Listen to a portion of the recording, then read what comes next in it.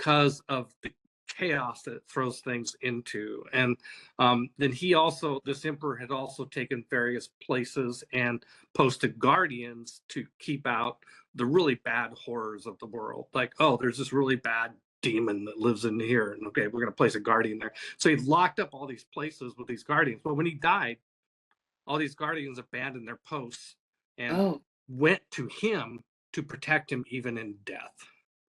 And oh, so wow. now you have all these places where, oh, what the hell was in here? I don't know. Let's go see. So it's an immediate sort of idea for launching a story in this world, in that like you can just go see the Drazzledar with the name of the monster. It's like, oh, what was that Drazzledar with the Mountain Guardian? Let's go see. Oh, City of the Dead. Oh, what's here? Oh, there's a lich, whatever, right? So all of a sudden, hell breaks loose. That's what you want in a D&D world. You want, breaking loose, and you got to go fix it. Yeah. I love that. So you've been playing in this same world, Chaldea, Yeah. for 45 years. Oh my God, do the math. Let's see, 1980, 20. Yeah, that's about right. Wow, this must be a massive like a universe, really. So, And I've delved into different parts of it more thoroughly than other parts, and it wasn't as intense as it was in the 80s for this entire period. I did this thing called Wizards of the Coast for a few years. we have I didn't questions. DM a lot then. I was doing. I went on in a Magic the Gathering phase where I was playing Magic pretty obsessively for about a decade. So, but I kept coming back to D&D and coming back to Chaldea. So. Yeah.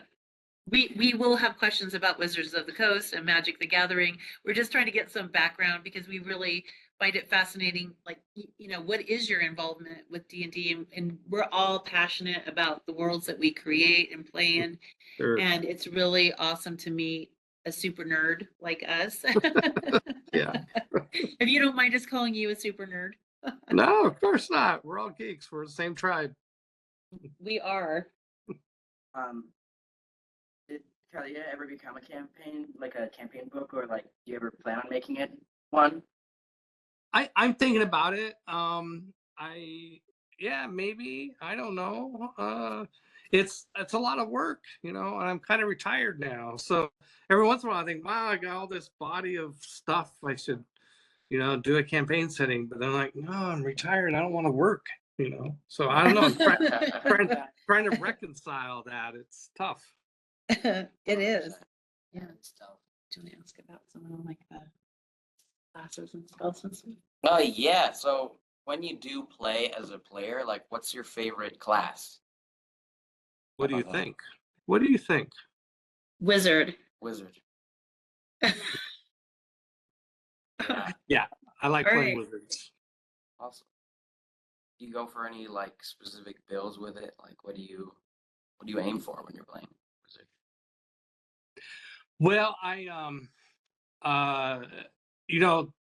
well, first of all, it's fun to be tricky. Wizards are tricky. Like figuring out what spells you're going to take, and there's the the nuts and bolts of being a wizard and how you fit in a party, and how you get tricky, how you find out things about where you're going or possible opponents, and try and figure out what spells to take to do that. But then on a larger level, I always like playing wizards to like delve into the arcane. Like, how can my character push the boundaries of what is magic in this world? Because it's really up to the dungeon master, right? Every dungeon DM is going to be different, right? So the DM of this world is that, what is the nature of that magic, and try and push in and figure out how ultimately my character, becomes legendary in the arcane knowledge of the world. Oh, that guy, he was the guy that figured this out, that sort of thing. So I think that's what drives me if I'm in a longer term role. Yeah. Okay. If I could ask, what's your favorite character that you've ever made? Oh man, there's so many. That's a tough one because it changes. Dude, what is today? Today's Saturday. Okay, that would be I don't know. I think you go back to your first ones. I had a fighter a fighter wizard, a fighter magic user. We called him back then, back in AD when I was playing AD&D, and that character was pretty cool.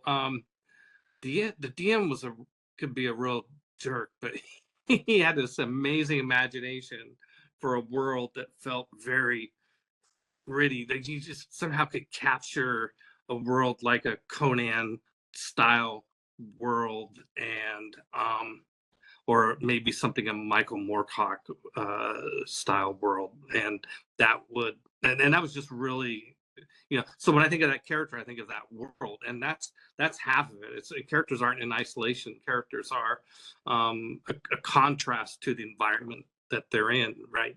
So yeah. That's pretty fun. Matt Mercer created the Blood Hunter. And so I really want to ask, have you ever played a Blood Hunter, or what are your feelings about the Blood Hunter? I have no idea what it. I haven't. I've been doing my own thing so long that I'm only barely aware of most of the stuff that showed up in 4th and 5th edition. Okay. Yeah. Sorry. No, that's fine. That's 6 is out now, right? Yes, 6 is out now. We have questions about 6 as well. We have a lot of questions for you. I have no idea about it. I have very little knowledge of. I've been on my own sort of trajectory since 3rd edition. I've worked on 3rd edition, and I've actually gone back to AD&D with a lot of house rules. Is kind of where my comfort zone is now. Okay, that makes sense. Yeah. Speaking of house rules, I know as a DM you can create and modify a lot of creatures. I know I've done it as a DM. Do you have a favorite monster that you've created for your players to go up against? Wow. I've always been intrigued with devils. Demons and devils with possession, towards temptation, power, for the sacrifice of, you sacrifice your mortality, your morality, who you are as a human, to get power from a devil. It's fun to be on the DMing side of that. Yeah. Trying to lure people in, I think one of my favorite things is to work an imp into the party, like some sort of lesser devil that the party thinks that they have control over this character, and this character is helping them, and oh no, turns out this character is trying to lead them down a dark path. Yeah. That's very cool. Yeah, I think that the shock of finding out the NPC that you've built up a great relationship with is not a great NPC, or it's not a great religion, like a relationship. Right. Yeah. I just had a thought, like, it would be really interesting because you said demons. Like, what if the demon is siphoning off their souls or something? I mean, do you have anything like that, or? Yeah, you can play. I played around with variations on that theme quite a bit, or the devil is playing good cop, bad cop with whoever the higher up devil is, like, oh, my boss says I need to bring home a soul. I mean, can you help me out, guys? And you just change the personality of the devil, or from you can conjure up various Hollywood tropes, and, yeah. I mean, I'm not obsessed with this. It's just like one idea that popped to mind that I've run with a few times. I also love dragons. Dragons are great. Obviously, yeah. Can I ask, what inspiration you got from any movies, or like?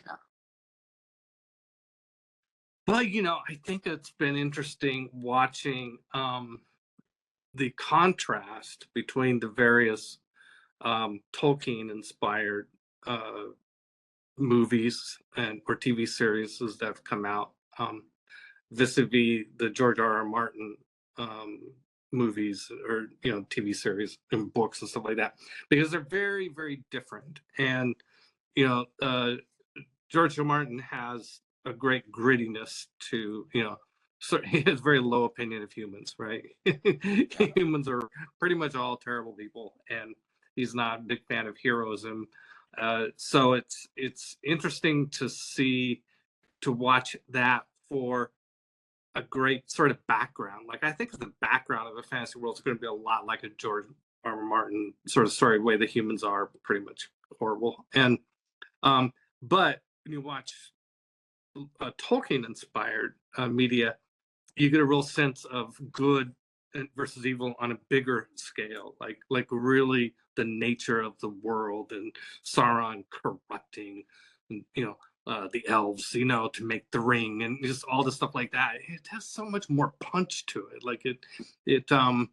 And so I resonate to the heroism that you can find in Tolkien's stories, but I like the grittiness of George Martin. Now I have no idea what your question is. I've probably gone way off on tangents.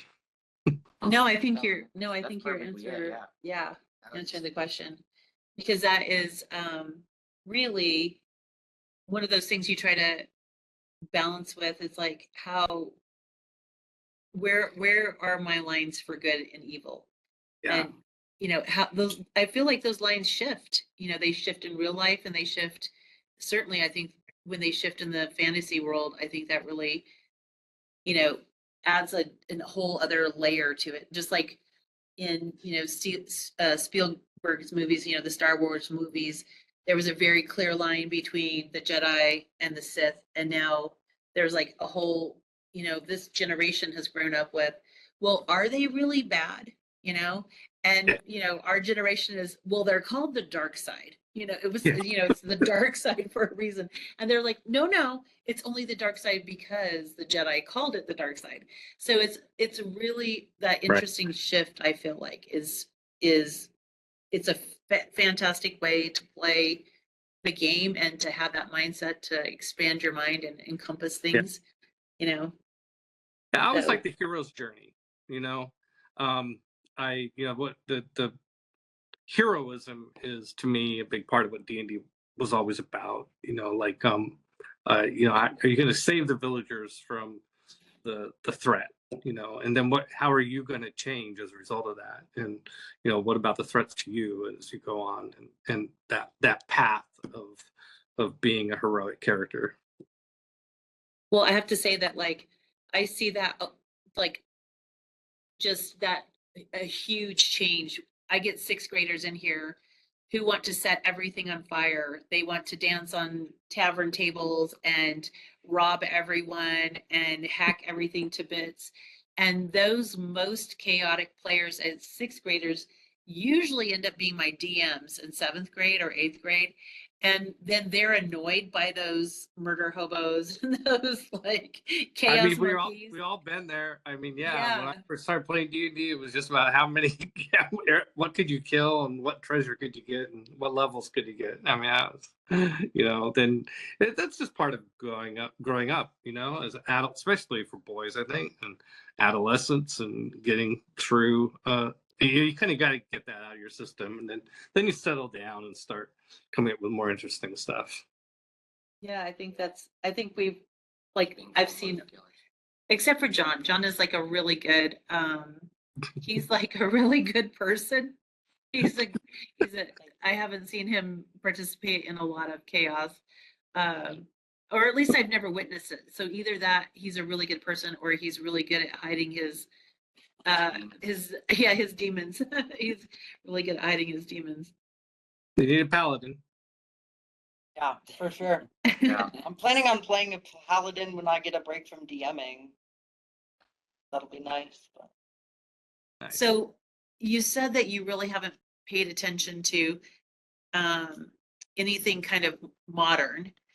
So we did have questions about, because Matt Mercer and the Critical Role people have really shined a light on D&D in a way that I think it's brought it to a broader audience, and their success in bringing their campaign, to Amazon, Amazon Prime. So we're just curious if you've ever met or played with Matt Mercer and any of the Critical Role people. Yeah, no, I've played with some of the streamers, and I've played with Matt, played with Satine, I've played with Nora, and let's see, there's a musician guy, I can't remember, Charles. So anyway, I've played with a bunch of those people. I've had a couple of them, streamed a couple of them, you know, and they're great. I mean, they're a blast to hang out with. They're nice people, you know, for the most part, and I love what streaming has done uh, for tabletop gaming. It's another aspect. You know, I think there's a lot of people who are older like myself who don't like that aspect of the hobby for whatever reason. And but my attitude is that I would love, you know, I like to see growth in hobby games. I like to see and the more things there are that people can do to contribute. You know, it used to be, well, you can be a game designer or an artist or a publisher, but you know, a retailer, and but now you can be a streamer. There's more podcasting. There's more, you know, more ways to enjoy this this activity than there used to be, and that means that the whole community is more robust. It has more things going on. It's more interesting, more job opportunities for people than there used to be because there's just more things to do. So that's all great. And I'm and I've DM'd Joe Manganella before. I did that in Italy last year. That was fun. But it's fun to also though make them play AD&D. Yeah, definitely. Have you ever played with Will Wheaton? Oh, no, I haven't. I've had him at Gen Con a couple of times, and so I've met him, but I've never played with him. Would you ever borrow dice from Will Wheaton? He's got a reputation for having terrible he apparently like he crits or crit fails quite often. And Yeah. so you know, are you one of those people that believe like no one should touch your dice? You shouldn't borrow dice, like your dice are your dice. You can put your dice in jail. Or are you a I mean, probability? Like we're split evenly. We're split where we believe that the dice have some, you know, characteristics of their own, and then others of us, like you just saw River, you know, giving us the crazy sign because he thinks it's all probability and it has nothing to do with luck or the dice, how the Yeah. dice are feeling. Yeah, I'm probably closer to River on that front. But I used to game quite a bit with this guy named Scaff, super smart guy, mathematical guy. He was the main developer behind every Richard Garfield game that Richard ever designed, and they're still creative partners to this day. Very analytical, and he can't roll a hit in the D&D game to save his life, you know. And so, you know, you confront somebody like that, Scaff, you don't believe in the metaphysical, you don't believe in luck, yet the statistics are obvious that you can't roll a 20. How do you reconcile that? He's like, I don't know. That's a mystery of the universe. I can't unravel, you know. So I get it. You always, you know, at the end of the day, you just got to respect where everybody's at on the spectrum, right? Yeah, exactly. That's fun. How do you feel about dice goblins, people that just collect tons and tons of dice? You know, it's hard to resist, right? I mean, oh, more dice, cool. You know, but I don't know. I got plenty. I got enough dice. Well, Oh, yeah. what are your favorite dice to play with? Because there's like metal dice, there's I'll tell you, I got to answer that. In fact, I enforce this at my table when I'm DMing. It says use whatever dice you want to, as long as, well, first of all, as long as they're fair, right? They've got to be good dice from what dice are supposed to do. But I want to be able to read the dice from across the table.